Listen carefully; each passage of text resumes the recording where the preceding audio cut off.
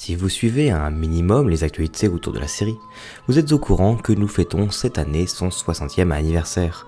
Et si vous suivez vraiment les actualités, vous êtes sûrement au courant que l'artiste Daryl G. Joyce a créé plusieurs illustrations du TARDIS dans divers paysages qu'il a appelés les TARDIScam et qui est maintenant réuni dans un seul livre en vente sur le site de Telos. Mais l'origine de ce nom et de ce concept est bien plus vieille que ça, et c'est ce dont je vais vous parler aujourd'hui dans ce nouvel épisode de ces spin-offs méconnus.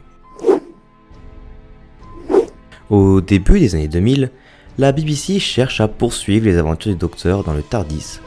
Pour ce faire, le 23 novembre 2001, pour fêter les 38 ans de la série, fut lancée TARDIScam, une web-série diffusée sur le site web de Doctor Who avec un flux constant d'images et de vidéos du TARDIS voyageant dans l'univers.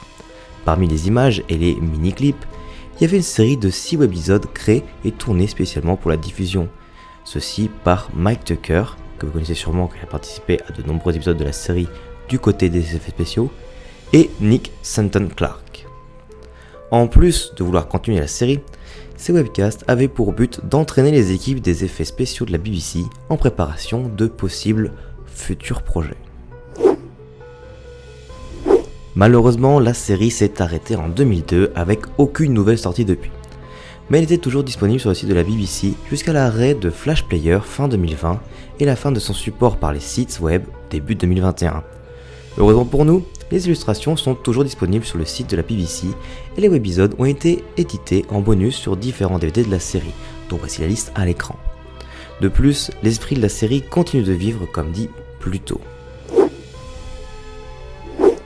Vous l'aurez compris, il n'y a pas d'histoire à proprement parler, mais juste du contexte, différents lieux où le TARDIS atterrit, vole ou est juste posé avec plein de détails et de références à la série. Mais les créateurs ont essayé de mettre du contexte autour, expliquant où se situeraient à peu près ces webisodes dans la chronologie des classiques.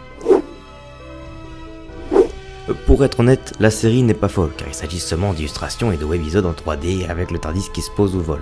Mais je la trouve quand même intéressante pour son côté témoin du passé et de cette entre-deux séries. Les illustrations sont sympathiques et le webisode, bien que particulier visuellement, sont intéressants pour la mise en scène et la vision des artistes. Rien que pour ça, je conseille grandement de regarder cette série.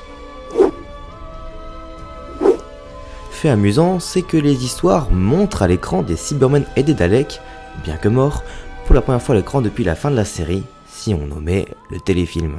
De plus, l'ordre de la série diffère entre la diffusion et édition DVD, mais ce n'est pas grande importance étant donné qu'il n'y a pas de lien direct entre ces 6 épisodes.